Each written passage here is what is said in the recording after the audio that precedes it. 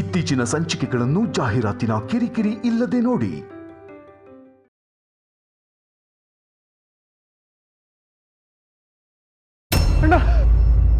ಶೇಷ, ನೀನವನ್ನ ಕೊಂದಾಕು. ಅವನು ಬದುಕಿದ್ರೆ ನಾವು ಸತ್ತ ಹಾಗೆ. ನಿನ್ನಿಂದ ಲೋಕ ಕಂಟಕ ಆಗುತ್ತೆ ಅನ್ನೋ ಅನುಮಾನ ಬರ್ತಿದೆ. ಇನ್ನು ನಾನು ಸುಮ್ಮನೆ ಇರೋದ್ರಲ್ಲಿ ಅರ್ಥ ಇಲ್ಲ.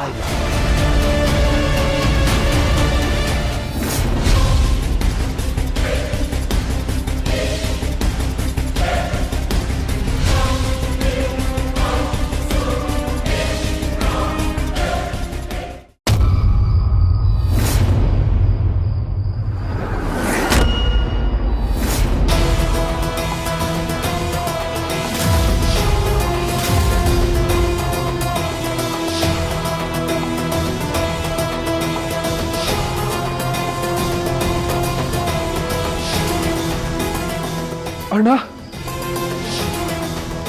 ನನ್ನ ಅಣ್ಣ, ಅಣ್ಣ. ಶೇಷ, ನೀನವನ್ನ ಕೊಂದಾಕು.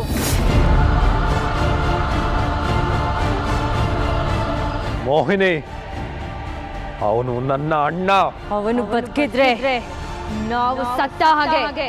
ಹಾಗಂತ ಅವನನ್ನು ಕೊಲ್ಲೋದ? ಅವನನ್ನು ನಾನು ಕೊಲ್ಲೋದಕ್ಕೆ ಸಾಧ್ಯ ಇಲ್ಲ.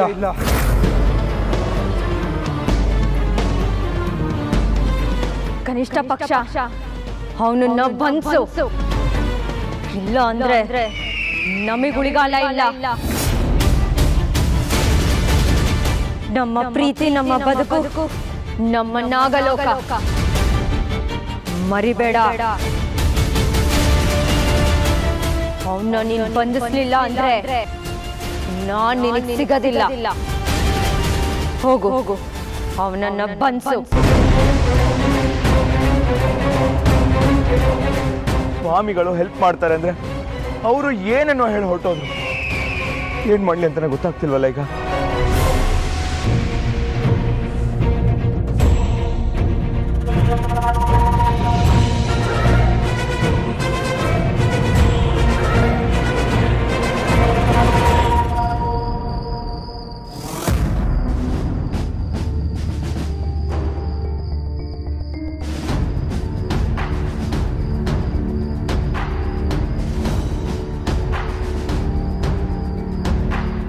ಮದುವೆ ಬೇಡ ಅಂತ ನನ್ನ ಹತ್ರ ಅಭಯ್ ಅವರು ಅಷ್ಟೆಲ್ಲ ವಾದ ಮಾಡಿದ್ರು. ಅಲ್ಲಿ ಮಯೂರಿ ಹತ್ರನೂ ಹೋಗಿ ಮದುವೆ ಆಗಬೇಡ ಅಂತ ಹೇಳಿದ್ದಾರೆ. ನಾನು ಅವ್ರ ಮೇಲೆ ತುಂಬ ರೇಗ್ಬಿಟ್ಟೆ. ಆಮೇಲೆ ಅದು ದಿಗ್ವಿಜಯ್ ಬಂದ ಅಂತ ಎಲ್ಲ ಗಮನ ಅವನ ಕಡೆ ಹೋಯ್ತು. ಆದರೆ ಈಗ ಅಭಯ್ ಅವ್ರು ಎಲ್ಲಿಗೆ ಹೋಗಿದ್ದಾರೆ? ಅವ್ರ ಮನೇಲಿಲ್ಲ ಅಂದರೆ ನನ್ನ ಮನಸ್ಸಿಗೆ ಏನೋ ಒಂಥರ ಸಂಕಟ, ಒತ್ತಾಟ ಆಗ್ತಿದೆಯಲ್ಲ. ಯಾಕೆ ಹೀಗೆಲ್ಲ ಆಗ್ತಿದೆ? ಇಷ್ಟಕ್ಕೂ ಅವ್ರು ಯಾಕೆ ಮನೆಯವ್ರನ್ನೆಲ್ಲ ಅಜ್ಜಿ, ಅಮ್ಮ, ಗೋವಿಂದ್ ಮಾವ ಅಂತ ಅಷ್ಟು ಆತ್ಮೀಯವಾಗಿ ಕರೆದ್ರು? ಅದು ಮನಸ್ಸಿಂದ ಕರೆದು ಹಾಕಿತ್ತು ಅಂತ ಗೊತ್ತಾಗ್ತಿಲ್ಲ ನನಗೆ. ಯಾಕೋ ಅಭಯ್ ಅವ್ರ ಹತ್ರ ತುಂಬ ಮಾತಾಡಬೇಕು ಅನಿಸ್ತಿದೆಯಲ್ಲ.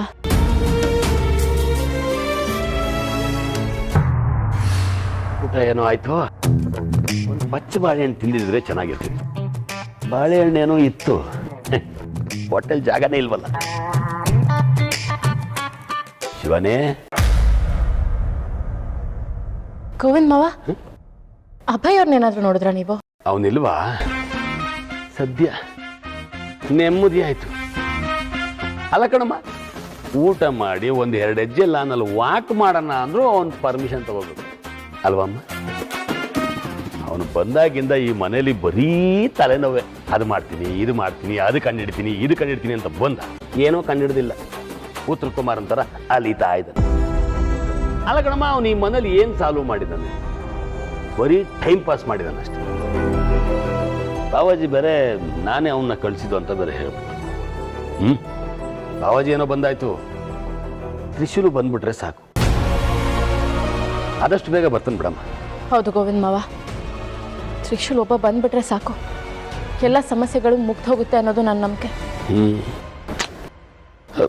ಹೌದು, ನೀನು ಪೊಲೀಸ್ನೇ ಹುಡುಕ್ತಾ ಇದೀಯಾ? ಏನಿಲ್ಲ ಮಾವ, ಸುಮ್ಮನೆ ಕೇಳಿದೆ ಅಷ್ಟೆ. ರಾತ್ರಿ ಮನೆ ಬಾಗಿಲು ಹಾಕಕ್ಕೂ ಮುಂಚೆ ಎಲ್ಲರೂ ಬಂದಿದಾರ ಅಂತ ಕೇಳೋದು ಅಭ್ಯಾಸ ಅಲ್ವಾ, ಅದಕ್ಕೆ. ಅಯ್ಯೋ ನೀನೇನೋ ತಲೆ ಕಟ್ಸ್ಕೊಬೇಡ, ಹೋಗಿ ಮಲ್ಕೋ ಹೋಗಮ್ಮ. ಅವ್ನು ಬಂದು ಬಾಗಿಲು ತಟ್ಲಿ, ಕೇಳ್ತೀನಿ ಇದೇನು ನಿಮ್ಮ ಅಪ್ಪನ ಮಯನ ಅಂತ. ನೀನು ಹೋಗಿ ಮಲ್ಕೋ ಹೋಗು.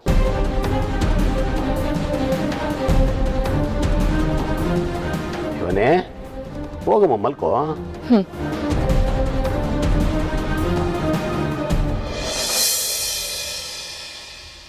ನಾನು ತ್ರಿಶೂಲ್, ಅಭಯ್ ಅಲ್ಲ. ಇದು ಬರೀ ಅಭಯ್ ರೂಪ ಅಷ್ಟೇ. ಆದ್ರೆ ಈ ದೇಹದಲ್ಲಿರೋದು ನನ್ನ ಆತ್ಮ, ತ್ರಿಶೂಲನ ಆತ್ಮ. ನಾನೇ ನನ್ನ ಮನೆಯಲ್ಲಿ ಯಾರೋ ಬೇರೆ ಒಂಥರ ಇರ್ಬೇಕಾ? ಇಲ್ಲ, ಹೇಳ್ಬಿಡ್ತೀನಿ, ನಾನೇ ತ್ರಿಶೂಲ್ ಅನ್ನೋ ಸತ್ಯನ ಮನೆಯಲ್ಲಿ ಎಲ್ರಿಗೂ ಹೇಳ್ತೀನಿ.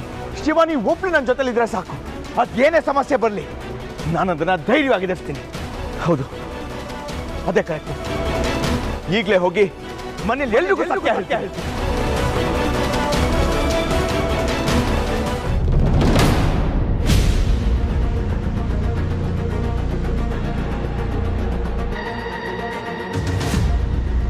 ಅಣ್ಣ, ನಿನ್ನ ಬಾಯಲ್ಲಿ ಅಣ್ಣ ಅನ್ನೋ ಪದ ಕೇಳೋದಕ್ಕೆ ಇರಿಟೇಟ್ ಆಗ್ತಿದೆ. ನೀನು ನಿನ್ನ ಬಗ್ಗೆ ನೀನ್ ಯಾರು ಅಂತಾನೆ ಗೊತ್ತಿಲ್ದೇ ಇರೋರ ಹತ್ರ ಹೇಳಕ್ ಹೋಗ್ತಿದ್ಯಾ ಅಣ್ಣ?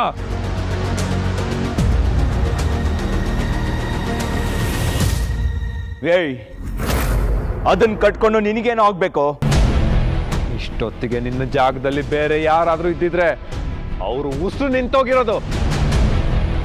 ಆದ್ರೆ ಅದೇನೋ ಗೊತ್ತಿಲ್ಲ, ನಿನ್ನ ನೋಡಿದ್ರೆ ಪ್ರಾಣ ಸಹಿತ ಬಿಡೋಣ ಅಂತ ಅನ್ನಿಸ್ತಾ ಇದೆ. ನೀನು ಎಂತ ದುಷ್ಟ ಅಂತಾನೂ ಗೊತ್ತು, ನೀನು ಮನುಷ್ಯ ರೂಪದಲ್ಲಿರೋ ಹಾವು ಅಂತಾನೂ ಗೊತ್ತು. ಆ ಮುಗ್ಧ ಹುಡುಗಿ ಮಯೂರಿಗೆ ತೊಂದರೆ ಕೊಡಕ್ಕೆ ಬಂದಿದ್ಯಾ ಅಂತಾನೂ ಗೊತ್ತು. ಇಷ್ಟೆಲ್ಲ ಗೊತ್ತಿದ್ರು ಸುಮ್ಮನೆ ಇದ್ದೀನಿ ಅಂದರೆ ನೀನು ನನಗೆ ಒಂದು ಚಿಕ್ಕ ಮಗು ಥರ. ತಪ್ಪ್ಯಾವುದು ಸರಿಯಾದು ಅಂತ ಗೊತ್ತಿಲ್ಲದೆ ಇರೋ ಮುಗ್ಧ ಮಗು ನೀನು. ಅದೊಂದು ಕಾರಣಕ್ಕೆ ನಿನ್ನ ಸುಮ್ಮನೆ ಬಿಡ್ತಾ ಇದ್ದೀನಿ. ಇದೇ ಲಾಸ್ಟ್. ಇನ್ನೊಂದು ಸಲ ನನ್ನ ಕಣ್ಣಿಗೆ ಕಾಣಿಸ್ಕೊಳ್ಳೋದಾಗ್ಲಿ, ಆ ಮಯೂರಿಗೆ ತೊಂದರೆ ಕೊಡೋದಾಗ್ಲಿ ಗೊತ್ತಾದರೆ ನಾನು ಏನು ಮಾಡ್ತೀನಿ ನನಗೆ ಗೊತ್ತಿಲ್ಲ. ಸುಮ್ಮನೆಲಿಂದ ಹೋಗ್ತಾ ಇರಬೇಕು.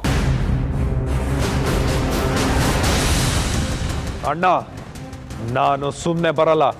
ಬಂದ್ರೆ ಸುಮ್ಮನೆ ಹೋಗೋದು ಇಲ್ಲ. ನನಗೆ ಬೇಕಾಗಿರೋದನ್ನ ಪಡ್ಕೊಂಡೇ ಹೋಗೋದು. ನಾನು ಏನು ಅನ್ಕೊಂಡಿದ್ದೀನೋ ಅದನ್ನ ಸಾಧಿಸೇ ಹೋಗೋದು.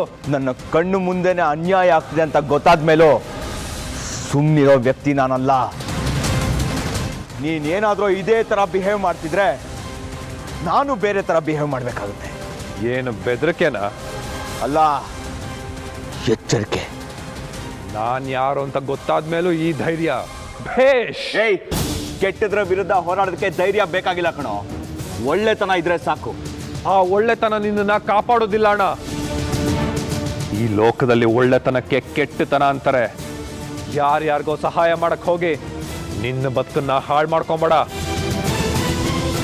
ಸುಮ್ಮನೆ ನನ್ನ ದಾರಿಗೆ ಅಡ್ಡ ಬರ್ದೆ ದೂರ ಹೋಗಿ ಎಲ್ಲಾದ್ರೂ ಚೆನ್ನಾಗಿರು.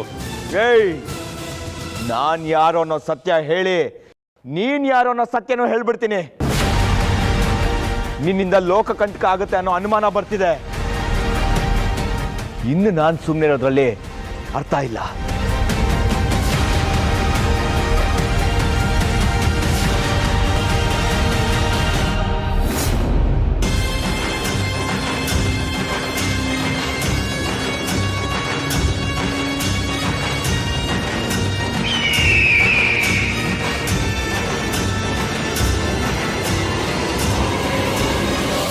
ಪರಮೇಶ್ವರ!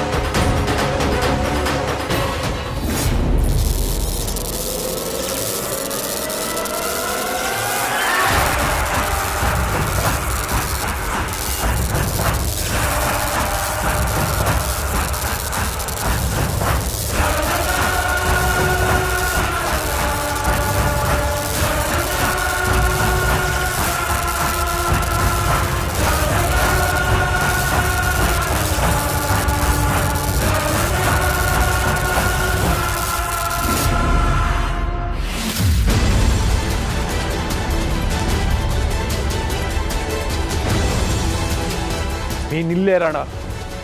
ನಾನು ಹೋಗಿ ಆ ಮಯೂರಿನ ಮದುವೆ ಆಗ್ತೀನಿ. ನಿನ್ನ ಆಶೀರ್ವಾದ ನನ್ನ ಮೇಲೆ ಇರ್ಲಣ್ಣ.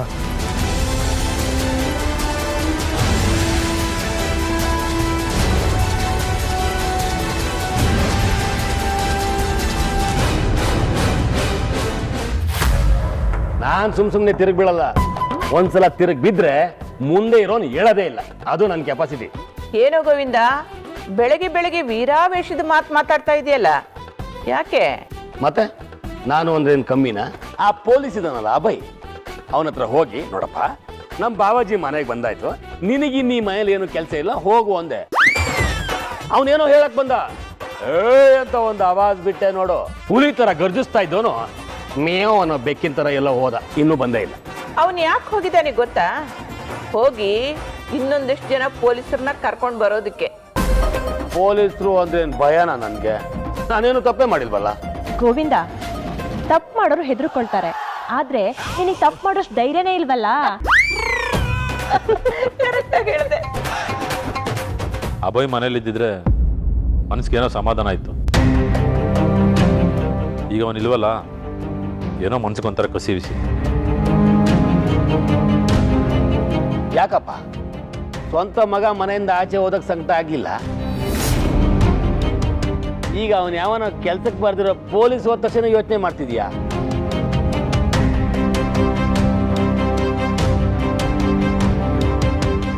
ಅಲ್ಲ, ನೀನು ಈ ಮನೆಯವನು ಅಲ್ಲದೆ ಇದ್ರು ಹೌದು ಅಂತ ತೋರಿಸ್ಕೊಳಕ್ ಏನಾದ್ರು ಮಾಡ್ತಾ ಇರ್ತೀಯಲ್ವಾ?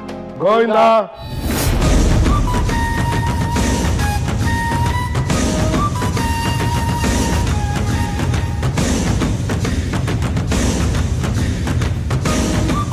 ಗೋವಿಂದ, ನೀನ್ ಮನೆಯವನ? ನಿಮ್ಮ ಅಕ್ಕನ್ನ ನಾನು ಮದುವೆ ಆದ್ಮೇಲೆ ನೀನ್ ಮನೆಗೆ ಬಂದಿರೋದು. ನಂದೀಶ ಹುಟ್ಟಿದಾಗಿಂದ ನನ್ನ ಜೊತೆಗಿರೋನು. ನಡವಳಿಕೆ ನೆಟ್ಟಿಗಿಲ್ಲ ಅಂದ್ರೆ ನಿನ್ನ ನೆಟ್ಟಿಗೆ ಮಾಡ್ಬೇಕಾಗತ್ತೆ.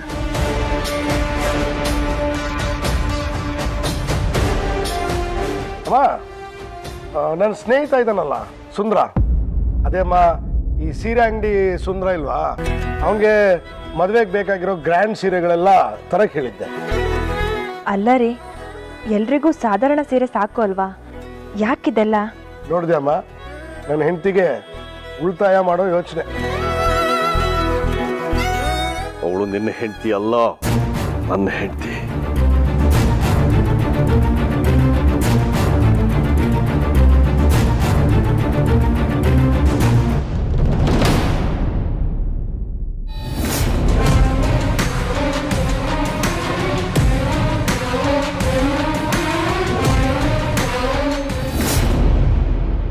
ನಾಗಲೋಕದ ಅರಸ ಆದಿಶೇಷನ ಬಂಧನವಾಯಿತು. ಅಂದ್ರೆ 125 ವರ್ಷ ನಾವು ಕಾದ ಆ ಕ್ಷಣ ಈಗ ಬಂದಾಯ್ತು ಶೇಷ. ಇನ್ನು ನಾವ್ ಅನ್ಕೊಂಡಂಗೆ ನಿನ್ನ ಮಯೂರಿ ಮದುವೆ ನಡೆದ್ರೆ ಅದು ನಮ್ಮಿಬ್ಬರ ಕನಸಿನ ಕ್ಷಣ. ಎಲ್ಲಾ ಬಂಧಗಳನ್ನ ಕಳಿಸೋ ಕ್ಷಣ. ಇದು ನನ್ನ ನಿನ್ನ ಪ್ರೀತಿಯ ಕಾಲ, ಅಂದ್ರೆ ಆ ನಾಗಲೋಕದವರಿಗೆ ಭೀತಿಯ ಕಾಲ. ಶಾಪದ ತಾಪದಿಂದ ನಿನ್ನನ್ನು ಭೂಗರ್ಭ ಸೇರಿಸಿದ ಆ ನಾಗವಾಸಿಗಳು ಈಗ ನರಕವಾಸಿಗಳು. ಶೇಷ, ನಮ್ಮಿಬ್ಬರನ್ನ ದೂರ ಮಾಡಿ ನಮ್ಮನ್ನು ಮರೆತು ಬಾಳುತ್ತಿರುವ ನಾಗವಾಸಿಗಳು ಇನ್ನು ನಮ್ಮ ಸೇಡಿನ ಜ್ವಾಲೆಗೆ ಇಡೀ ನಾಗಲೋಕ ಸುಟ್ಟು ಭಸ್ಮವಾಗಲೇಬೇಕು. ಆ ಸುಟ್ಟು ಭಸ್ಮವಾದ ನಾಗಲೋಕವನ್ನು ನೋಡಿ ನಾನು ನೀನು ಆನಂದದ ನೃತ್ಯ ಮಾಡಬೇಕು. ಆಗಲೇ ನನಗೆ ತೃಪ್ತಿ, ಆಗಲೇ ನನಗೆ ಮುಕ್ತಿ. ಇನ್ನು ನಿನ್ಗೆ ಶಾಪ ವಿಮೋಚನೆ ಆದ್ರೆ ನೀನೇ ನಾಗಲೋಕದ ಮಹಾರಾಜ, ನಾನೇ ನಾಗಲೋಕದ ಮಹಾರಾಣಿ. ಶೇಷ, ನಿನ್ ಮುಖದಲ್ಲಿ ಯಾಕೆ ಸಂತೋಷ ಕಾಣ್ತಿಲ್ಲ? ಯಾಕೆ? ಆದಿಶೇಷನ ಬಂಧಿಸಿದೀವಿ ಅನ್ನೋ ಬೇಸರನ? ಅಲ್ಲ ಮೋಹಿನಿ, ನನ್ನ ಅಣ್ಣ ಆದಿಶೇಷ ಕಟ್ಟಾಳು, ಮಹಾದೃಢಕಾಯ. ಅವನಿಗೂ ಇವನಿಗೂ ಅಜಗಜಾಂತರ ವ್ಯತ್ಯಾಸ ಇದೆ. ಇವನ್ ಹೇಗೆ ಅವನಾಗಕ್ ಸಾಧ್ಯ? ಅವನ ಶಕ್ತಿ ಏನು ಅಂತ ನೋಡಿದ್ಮೇಲೂ ನಿನ್ಗೆ ಸಂದೇಹನ ಶೇಷ? ಅವನ ಶಕ್ತಿ ಬಗ್ಗೆ ನನಗೆ ಸಂದೇಹ ಇಲ್ಲ ಮೋಹಿನಿ, ಅವನ ರೂಪದ ಬಗ್ಗೆ ಅಷ್ಟೇ. ಅವನ ಪೂರ್ವ ಜನ್ಮದ ರೂಪನೇ ಬೇರೆ, ಪುನರ್ಜನ್ಮದ ರೂಪನೇ ಬೇರೆ. ಅದ್ರ ಬಗ್ಗೆ ನಿನ್ ಯೋಚನೆ ಬೇಡ ಶೇಷನಾಗ. ನಿನ್ ಯೋಚನೆ ಏನಿದ್ರು ಮಯೂರಿ ಜೊತೆ ಮದ್ವೆ ಆಗೋದ್ರ ಬಗ್ಗೆ ಅಷ್ಟೇ. ಅದಕ್ಕೋಸ್ಕರ ನಾವು ಪಟ್ಟ ಕಷ್ಟ ಅಂತಿಂತ ಕಷ್ಟ ಅಲ್ಲ ಶೇಷನಾಗ. ಅದಕ್ಕಾದ್ರೂ ನಮ್ಗೊಂದು ಫಲ ಸಿಗ್ಲೇಬೇಕು. ಅವಳ ಜೊತೆ ನಿನ್ ಮದ್ವೆ ಆಗ್ಲೇಬೇಕು. ಅದು ಯಾವುದೇ ಕಾರಣಕ್ಕೂ ತಪ್ಪೋಗ್ಬಾರ್ದು. ಖಂಡಿತ ತಪ್ಪಲ್ಲ ಮೋಹಿನಿ. ಅದನ್ನ ತಪ್ಸೋಕೆ ನಿನ್ನ ಮಾತೆ, ಆ ಶಿವಾನಿ, ನಿನ್ ಮಹಾಗುರು ಇವರೆಲ್ಲ ಇದ್ದಾರೆ ಅಲ್ವಾ, ಅದನ್ನ ಮರಿಬೇಡ. ಅವ್ರಿಗೆ ಯಾವುದೇ ರೀತಿ ಅನುಮಾನ ಬರ್ದೇ ಇರೋ ತರ ಎಚ್ಚರ ಇರಬೇಕು ಶೇಷನಾಗ. ಅದರ ಬಗ್ಗೆ ಭಯ ಬೇಡ ಮೋಹಿನಿ, ಅವ್ರಿಗೆ ಅನುಮಾನ ಬರಲ್ಲ. ಹೇಗೆ? ನಾವು ಇಚ್ಛಾಧಾರಿ ಹಾವುಗಳು. ಅವ್ರ ಹತ್ರ ಬರ್ತಿದ್ದಾಗೆ ನನ್ನ ರೂಪ ನಾನು ಬದಲಾಯಿಸ್ಕೊತೀನಿ. ಆ ಶಕ್ತಿ ಇರೋ ಕಾರಣದಿಂದ ಯಾರಿಗೂ ನಮ್ಮ ಮೇಲೆ ಅನುಮಾನ ಬರೋದಿಲ್ಲ. ಸರಿ ಶೇಷ, ನೀನಿನ್ ಹೊರಡು.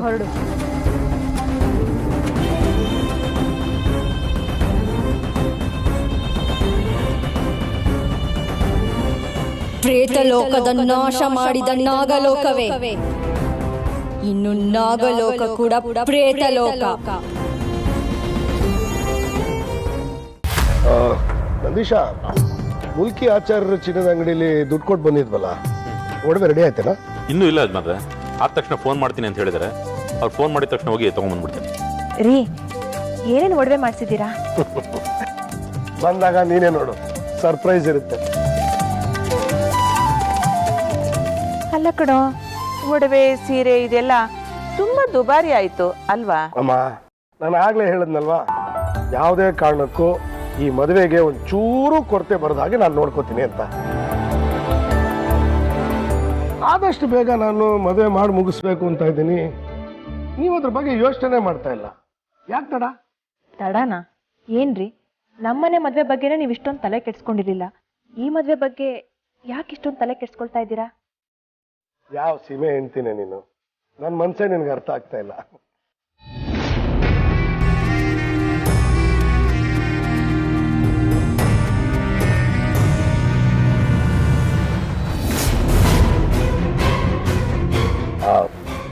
ನನಗೆ ಸ್ವಲ್ಪ ಕೆಲಸ ಇದೆ, ಬರ್ತೀನಿ. ನಾನು ನಿನ್ನ ಹತ್ರ ಸ್ವಲ್ಪ ಕೆಲಸ ಇದೆ, ಬಾ. ಕಮ್.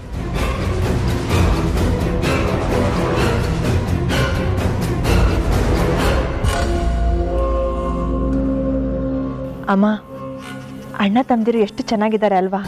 ಹೌದು ಕಣೆ. ಇದ್ಯಾಕೋ ಪ್ರೀತಿ ತರ ಕಾಣಿಸ್ತಾ ಇಲ್ಲ, ಹಗ್ಗ ಜಗ್ಗಾಟ ತರ ಕಾಣಿಸ್ತಾ ಇದೆ. ನಿನಗ ಆ ವ್ಯತ್ಯಾಸ ಗೊತ್ತಾಗೋದಾಗಿದ್ರೆ ನೀನ್ ಯಾಕೆ ಇಲ್ಲಿರ್ತಿದ್ಯಾ? ನಿನ್ ಹೆಂಡತಿ ಯಾಕೆ ಬಿಟ್ಟು ನಿನ್ನ ತವ್ರ ಮನೇಲಿ ಕೂತಿರ್ತಿದ್ಲು? ಅವಳ ವಿಷಯ ಯಾಕೆ ಈಗ? ಅವಳ ವಿಷಯ ಮಾತಾಡಬೇಡ. ನೋಡಿ ಅಮ್ಮ,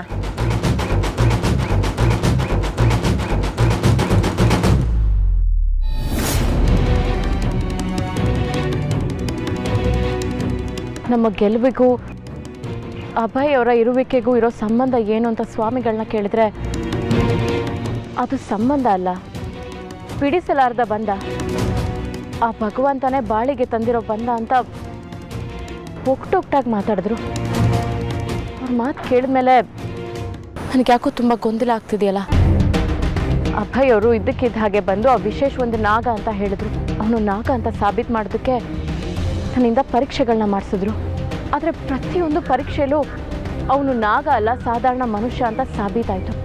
ಅದು ಖಚಿತ ಆದಮೇಲೂ ಈ ಅಭಯ್ ಅವರ ಅನುಮಾನ ದೂರ ಆಗಲಿಲ್ವಲ್ಲ. ಅಭಯ್ ಅವ್ರಿಗೆ ಬಂದಿರೋ ಅನುಮಾನ ಸ್ವಾಮಿಗಳ ಮನಸ್ಸು ಕೆಡಿಸಿದೆ ಅಂದಮೇಲೆ ನನ್ನ ಮುಂದಿನ ಹೆಜ್ಜೆನ ನಾನು ತುಂಬ ಎಚ್ಚರದಿಂದ ಇಡಬೇಕು. ಮೊದಲು ಆ ವಿಶೇಷನ ಸ್ವಾಮಿಗಳ ಹತ್ರ ಕರ್ಕೊಂಡು ಹೋಗಬೇಕು. ಕರ್ಕೊಂಡು ಬರ್ತೀನಿ. ಬಂದಿರೋನು ಯಾರು ಅಂತ ಕಂಡುಹಿಡಿಯೋಕೆ ನಿಮ್ಮಿಂದ ಮಾತ್ರ ಸಾಧ್ಯ. ಬಂದಿರುವವನು ಎಂಥದೇ ಮಾಯಾವಿ ಆಗಿರಲಿ, ಮಾಯಾ ಮಂತ್ರ ತಂತ್ರ ವಿದ್ಯೆ ಪ್ರವೀಣನೇ ಆಗಿರಲಿ, ಯಾವ ಲೋಕದವನೇ ಆಗಿರಲಿ, ಅವನನ್ನು ಕಂಡು ಹಿಡಿಯಬಲ್ಲೆ. ನಂದೀಶ, ಅವನನ್ನು ನೋಡಿದರೆ ನಿನಗೇನು ಅನಿಸುತ್ತದೆ? ಗುರುಗಳೇ, ಅವ್ರ ಮಾತುಕತೆ ನಡೆ ನುಡಿ ಎಲ್ಲ ಯಜಮಾನ್ರ ಥರನೇ ಇದೆ. ಅಲ್ಲ, ನನ್ನ ಚಿಕ್ಕ ವಯಸ್ಸಿನ ಸಂಬಂಧದ ಬಗ್ಗೆ ಹೇಳ್ತಾರೆ, ನನ್ನ ಜೀವನದ ಬಗ್ಗೆ ಹೇಳ್ತಾರೆ. ಆದರೂ ನನಗೆ ಅನುಮಾನ ಗುರುಗಳೇ. ನೀವೊಂದ್ಸಲ ಬಂದು ಅವ್ರನ್ನ ನೋಡಿ ಅವರೇ ದಿಗ್ವಿಜಯನ ಅಂತ ಹೇಳ್ಬೇಕು ಗುರುಗಳೇ. ಅದಕ್ಕೆ ನಿಮ್ಮನ್ನು ಕರ್ಕೊಂಡು ಹೋಗೋದಕ್ಕೆ ಬಂದಿದ್ದೀನಿ. ಪರೀಕ್ಷೆ ಮಾಡದೇನೆ ಅವನು ದಿಗ್ವಿಜಯ ಅಲ್ಲ ಅನ್ನೋದು ನನಗೆ ಚೆನ್ನಾಗಿ, ಯಾಕಂದ್ರೆ ನಿಜವಾದ ದಿಗ್ವಿಜಯ ಧನಂಜಯನ ರೂಪದಲ್ಲಿ ಇದ್ದಾನೆ. ನಾನೀಗ ಬರ್ತಾ ಇರೋದು ಅವನ ಉದ್ದೇಶ ಏನು ಅಂತ ಪರೀಕ್ಷೆ ಮಾಡೋಕೆ.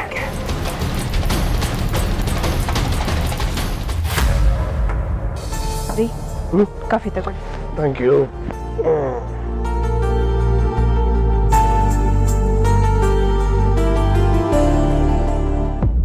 ಅಲ್ಲ ರೀ, ನೀವು ಮನೆಗೆ ಬಂದು ಇಷ್ಟು ದಿನ ಆಯಿತು, ಮನೆ ಮಗಳ ಬಗ್ಗೆ, ಮನೆಯಿಂದ ಹೊರಗೆ ಹೋಗಿರೋ ಮಗನ ಬಗ್ಗೆ ಒಂದಿನಕ್ಕಾದರೂ ನನ್ನ ಹತ್ರ ಬಂದು ವಿಚಾರಿಸ್ಲೇ ಇಲ್ವಲ್ಲ ರೀ? ದಮಯಂತಿ, ಈ ವಿಷಯ ಆಗಲೇ ಚರ್ಚೆ ಆಗಿದೆ. ನಾನು ಪದೇ ಪದೇ ಮಗ ಬಂದಿಲ್ಲ, ಮಗಳೆಲ್ಲಿ ಅಂತ ನಿನ್ನ ಕೇಳ್ತಾ ಇದ್ರೆ ನಿನಗೆ ನೋವು ಕೊಟ್ಟಂಗಾಗತ್ತೆ. ಅದಕ್ಕೋಸ್ಕರ ಸುಮ್ಮನಿದ್ದೀನಿ. ಸರಿ, ನೀವು ಕಾಫಿ ಕುಡೀರಿ.